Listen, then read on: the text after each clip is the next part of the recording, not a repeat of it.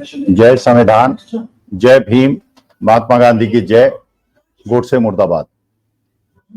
आज मैं दी public India में आपका ध्यान इस बात पे आकर्षित करना चाहता हूं कि भारतीय जनता पार्टी किस प्रकार से चतुरता से नैरेटिव को चेंज करने का प्रयास करती है।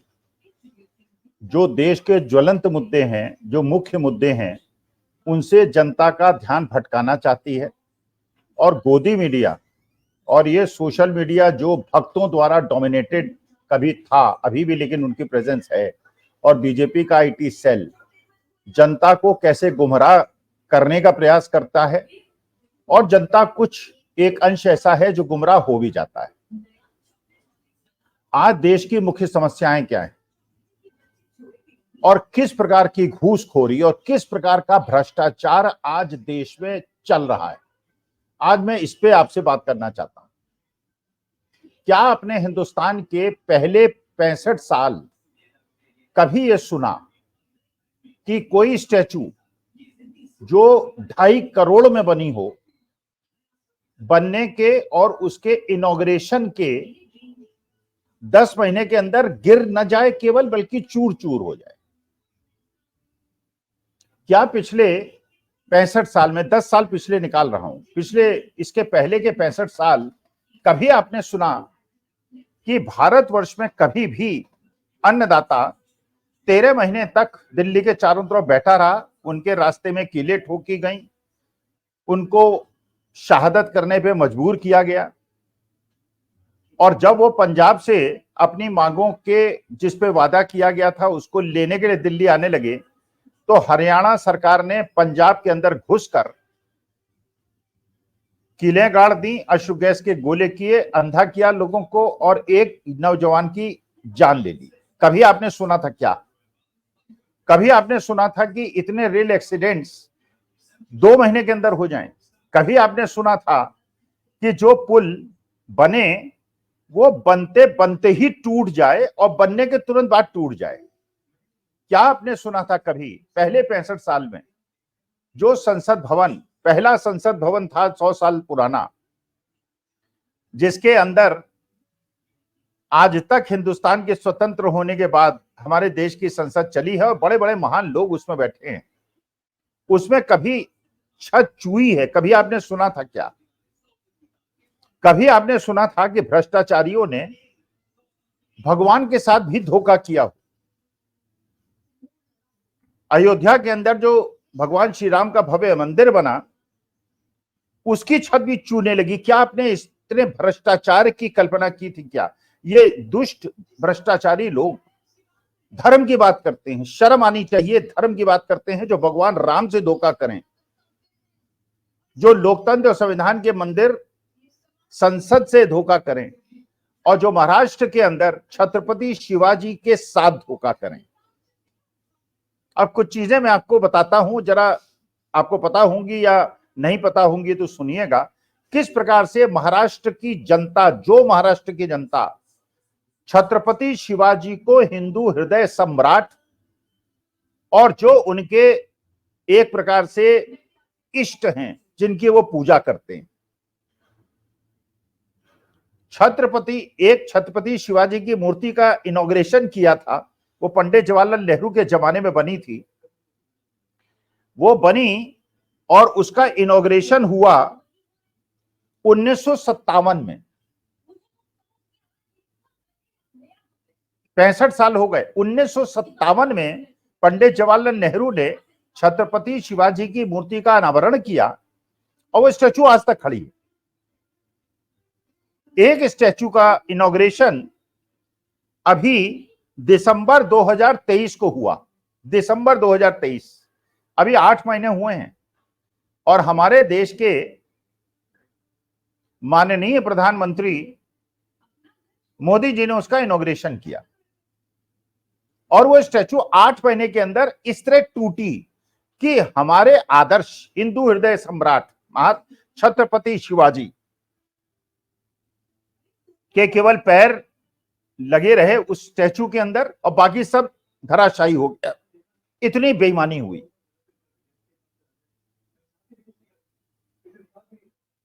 और एक और चीज समझिए आप, मूर्ति बनी है 2,40,00,000 की।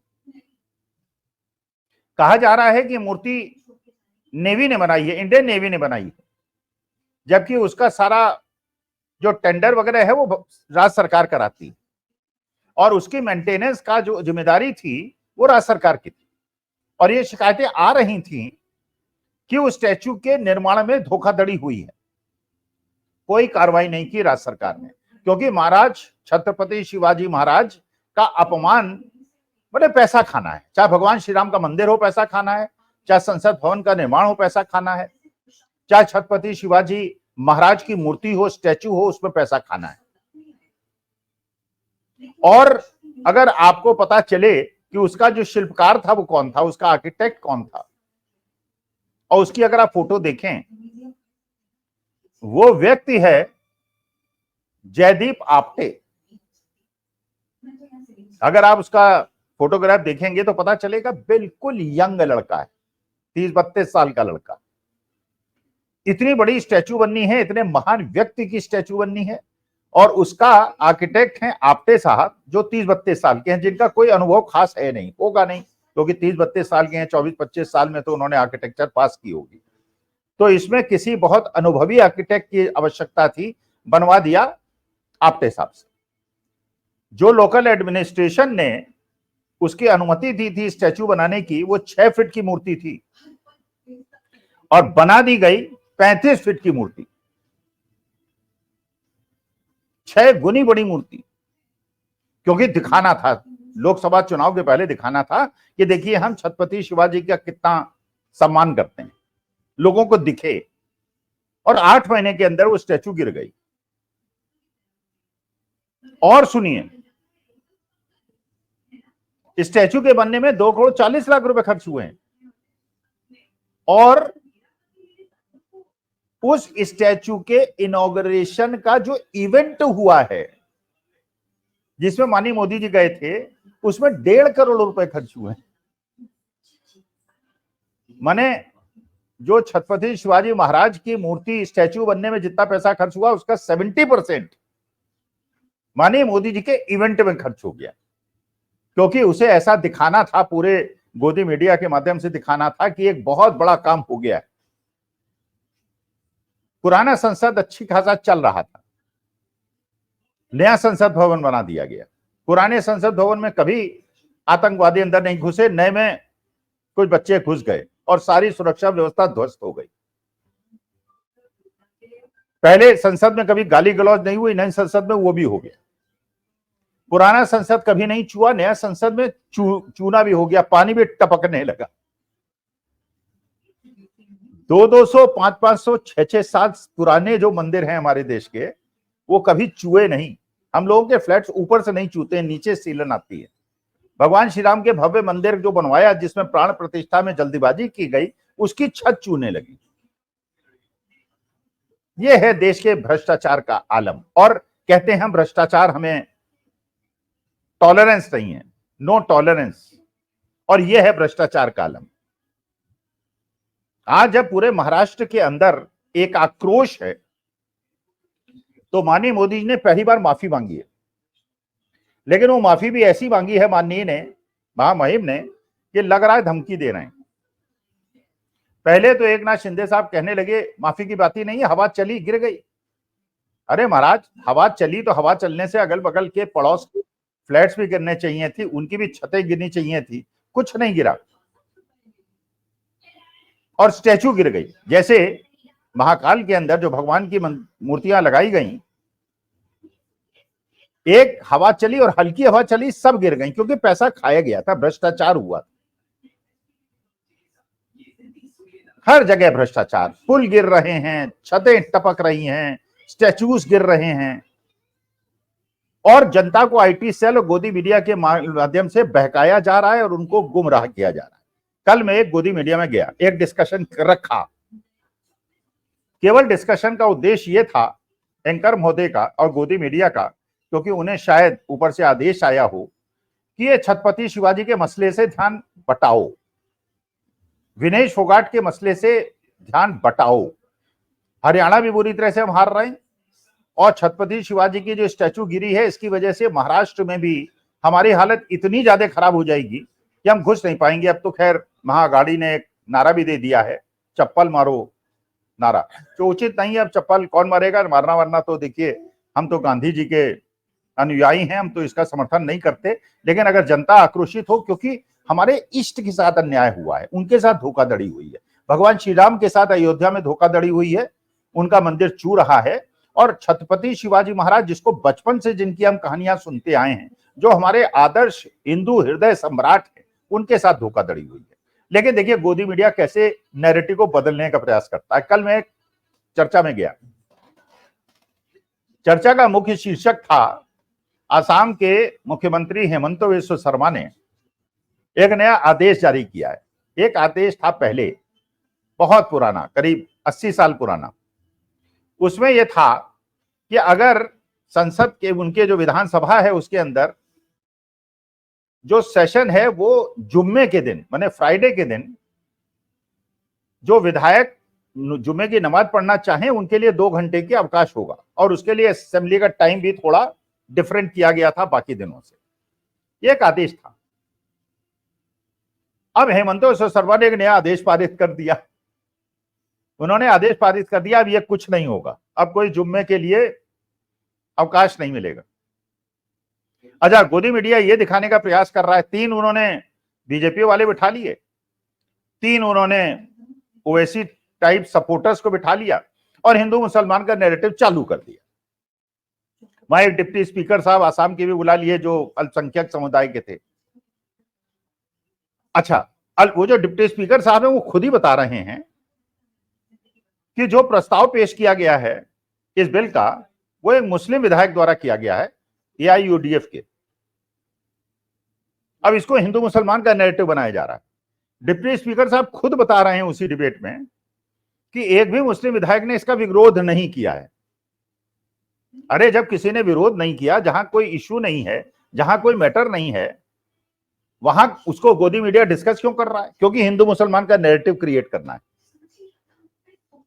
और वो मुसलमान जो ओवैसी साहब के हैं, वो अपना मुसलमानों के हितों की बात करने लगे, हिंदू हितों की बात। वो हिंदू मुसलमान नैरेटिव के मौसेरे भाई हैं,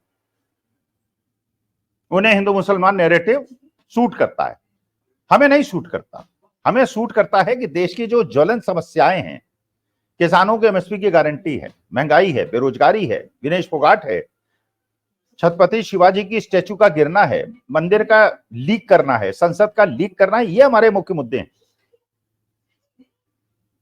वो विरोध इसलिए नहीं कर रहे, मुसलमान विधायक इसलिए विरोध नहीं कर रहे, आपको शायद पता होगा भाई, विधायकों के लिए ऐसा नहीं है कि जैसे आजकल प्राइवेट यूनिवर्सिटी में होता है कि आपको क्लास के अंदर अगर बच्चे अटेंड नहीं करेंगे, उनका बायोमेट्रिक होगा, अगर 75% अटेंडेंस नहीं होगी तो उनको डिबार कर दिया जाएगा, उनको एग्जामिनेशन में नहीं बैठने दिया जाएगा। विधानसभा में, किसी देश की विधानसभा में ऐसा नहीं होता, लोकसभा में नहीं होता। केवल सांसद जब मनाता है आते हैं, जब मनाता है चले जाते हैं। विधानसभा में विधायक जब आते हैं, जब मनाता है चले जाते हैं।